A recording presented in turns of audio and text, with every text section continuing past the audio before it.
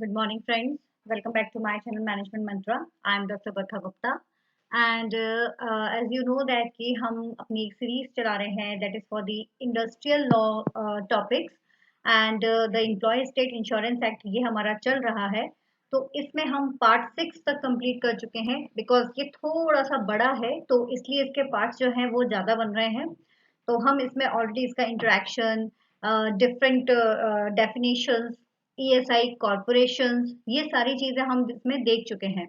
ठीक है, तो अब जो हमारा पार्ट आ रहा है that is related to the standing committee section 8 section 9 medical benefit council. Then resignations कैसे दे सकते हैं and disqualifications for the membership like इसमें जो मेंबर्स नहीं हो सकते उसकी क्या डिसक्वालिफिकेशन हो सकती है उन पॉइंट्स को हम इसमें कवर करने वाले हैं. ठीक है, तो चलिए फिर स्टार्ट करते हैं.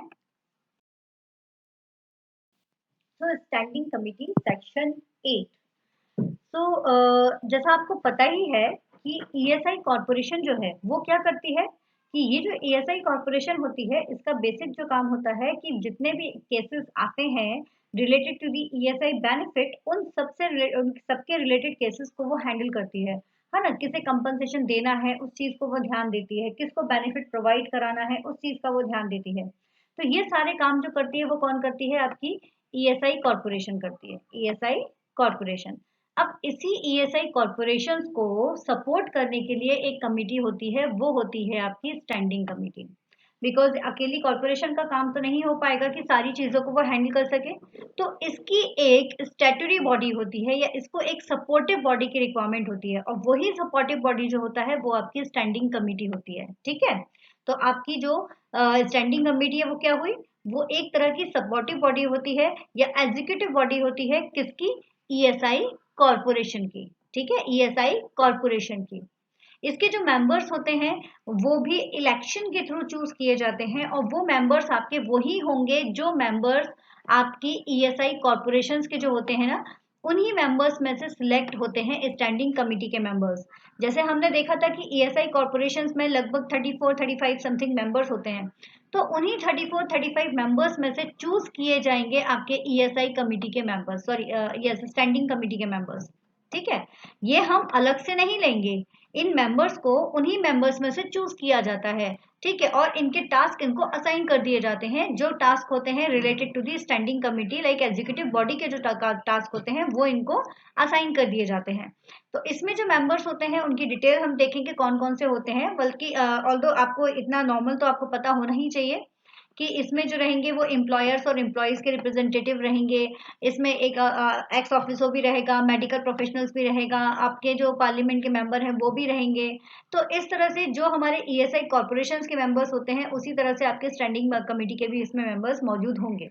ठीक है, और ये जो ईएसआई आपका जो कॉर्पोरेशन होती है उसकी सपोर्टिव बॉडी होती है. तो स्टैंडिंग कमेटी के जो बेसिक काम होंगे या बेसिक पावर जो होगी वो यही होगा कि जितने भी एक्सरसाइज जो या फंक्शन जो करती है कौन, कॉर्पोरेशन करती है, उन सभी को गाइड करने का काम या उन सभी को सपोर्ट करने का काम जो रहता है वो इस स्टैंडिंग कमेटी का रहता है. और ये जो स्टैंडिंग कमेटी रहती है ये एम्पावर्ड होती है, जो कि नॉन स्टेटरी या सब कमिटीज रहती है for the specific purpose as need to B.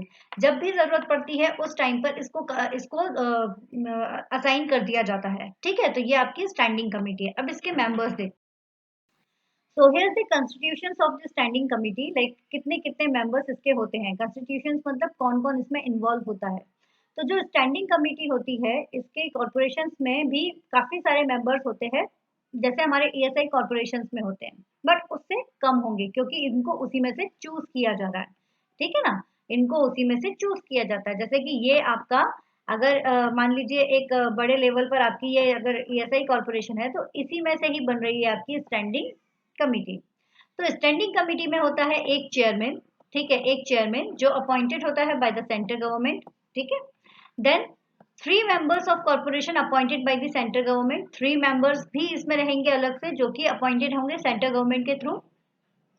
Then 3 members of corporation representing 3 state government, जो स्टेट गवर्नमेंट को रिप्रेजेंट करते हैं, जिनकी इंफॉर्मेशन ऑफिशियल गजेट्स में मौजूद होगी, वो पर्संस भी इसमें मेंशन रहेंगे.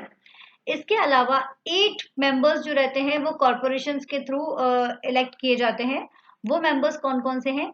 इन 8 मेंबर्स को ही यहाँ पर डिवाइड किया गया है। This is the divideation of 8 members, 3, 3, 6, 7 और 8, ठीक है ना, इस तरह से। तो ये जो 8 मेंबर्स होते हैं जो कॉर्पोरेशन के थ्रू डिसाइड किए जाते हैं, वो कौन कौन से मेंबर्स हैं? The 3 members representative of the employers, employers के 3 मेंबर्स होंगे। Then 3 members representative of employees, employees के 3 मेंबर्स होंगे। 1 members among the members of corporations representing the medical professional, जो मेडिकल प्रोफेशनल को रिप्रेजेंट करता है वो 1 मेंबर्स होगा। And 1 member from the among members of corporation elected by the parliament, जो parliament में से लोकसभा राज्यसभा के मेंबर्स थे उनमें से एक मेंबर्स जो रहेगा वो स्टैंडिंग कमेटी में मौजूद रहेगा। इस तरह से ये 8 मेंबर्स आपके कॉर्पोरेशन से लिए जा रहे हैं। और फिर इसके बाद एक डायरेक्टर जनरल होगा, जो कि कॉर्पोरेशन का जो डायरेक्टर जनरल होगा वो कॉल होगा एक्स ऑफिसो। जो एक्स ऑफिसर होगा वही यहाँ पर डायरेक्टर जनरल की पोजीशन पे रहेगा। तो इस तरह से आपकी ये स्टैंडिंग कमेटी जो होती है वो फॉर्म की जाती है, जो कि सपोर्टिव कमेटी होती है किसके लिए? ईएसआई कॉर्पोरेशन के लिए। ठीक है, क्लियर हुआ?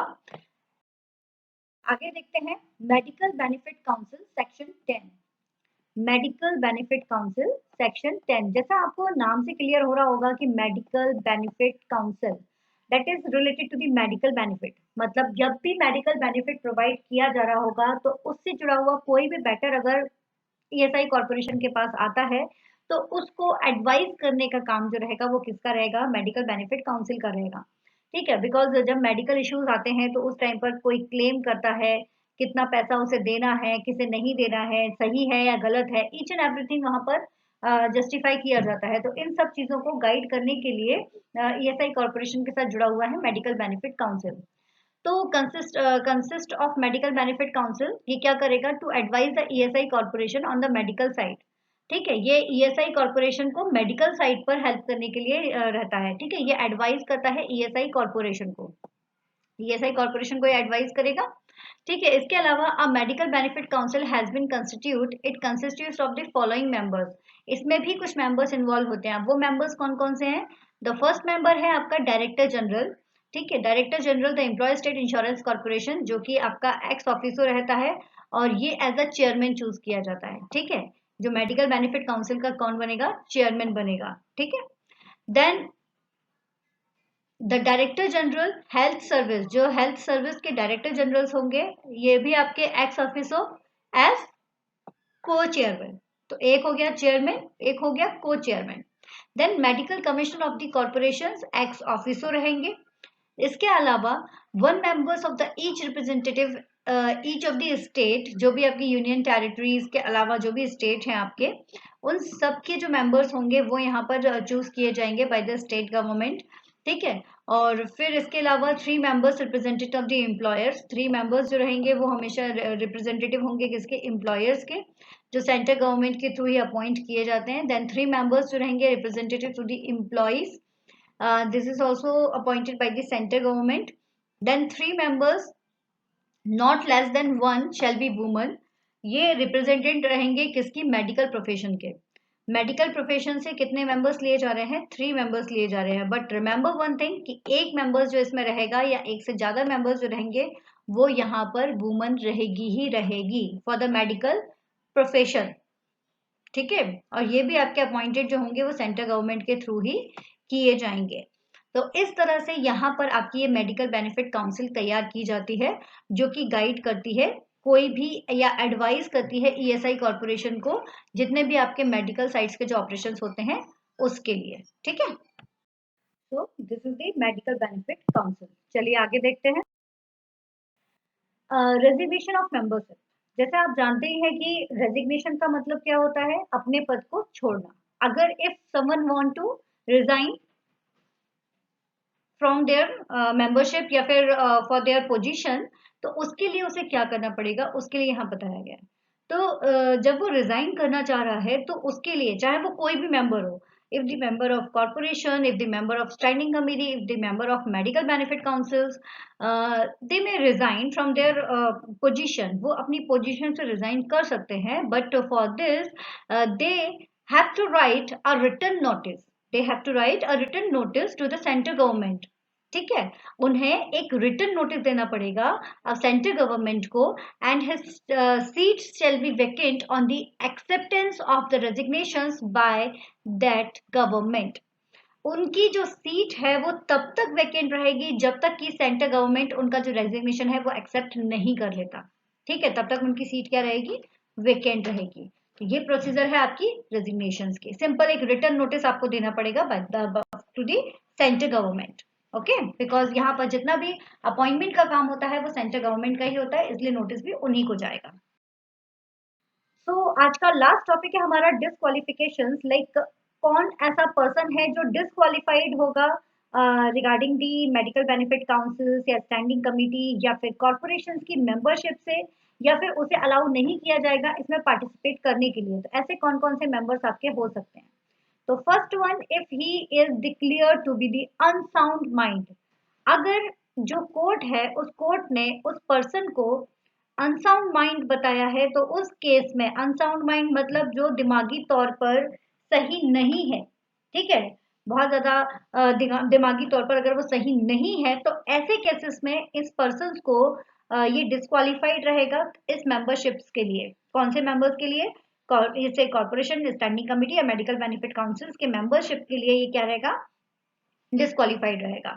इसके अलावा अगर he is an undischarged insolvent, अगर ये अनडिस्चार्ज इंसॉल्वेंट मतलब इसका दिवालिया घोषित कर दिया गया है, ऐसी वाली कंडीशंस अगर इसकी होती है, उस कंडीशन में भी ये डिस्क्वालिफाइड रहेगा। इसके अलावा किसी भी, या तो ये किसी और वर्क के साथ में अटैच है, लाइक ही इज डायरेक्टली और indirectly by himself he is a partner of any interest of subsisting contract, किसी कॉन्ट्रैक्ट से जुड़ा हुआ है किसी और ऑर्गेनाइजेशन के साथ में, अगर ये अटैच होता है, उस केस में भी यहाँ पर ये जो है ये इस कॉरपोरेशन के साथ जुड़ नहीं सकता है। इसके अलावा अगर उसने इस एक्ट के बनने के पहले या इस एक्ट के बनने के बाद, before and after the commencement of this act, ESI act के बनने के पहले या ईएसआई एक्ट के बनने के बाद किसी भी तरह का उसने कोई भी अगर ऑफेंस किया होता है, या किसी भी ऑफेंस यानी कि अनवांटेड एक्टिविटी में अगर वो इन्वॉल्व होता है, तो उस केस में वो यहाँ मेंबर्स नहीं बन सकता है। So they are the few disqualifications regarding the chosen of as a member of corporation, standing committee and medical benefit councils. ठीक है, तो ये कुछ पॉइंट है आपके जो आपको यहाँ पर क्लियर करते हैं regarding the disqualification. Thank you. So आज हमने देखा कि स्टैंडिंग कमिटी क्या होती है, ध्यान रखना, supportive committee, then medical benefit council, ये एडवाइजरी कमिटी होती है, ये भी ईएसआई एक्ट के, ईएसआई कॉर्पोरेशन के लिए। इसके अलावा हमने देखा अगर आप किसी को रिजाइन करना हो तो वो कैसे करेगा, एज वेल एज अगर किसी को डिस्क्वालिफाइड अगर है तो वो क्या है, डिस्क्वालिफाइड क्यों होगा, ये सारे पॉइंट आज हमने इसमें मेंशन किए हुए हैं। I hope this video help to you, और अगर आपको पसंद आता है तो प्लीज़ इसे लाइक कीजिए, सब्सक्राइब कीजिए, और साथ ही साथ मुझे कमेंट करके बताइए आप और कौन से टॉपिक चाहते हैं पढ़ना, तो उनको आप मुझे बताते जाइए। ठीक है, और इस वीडियो को शेयर कीजिए जिससे कि आपके बाकी के फ्रेंड्स जो हैं वो भी इसका बेनिफिट ले सकें। Thank you so much.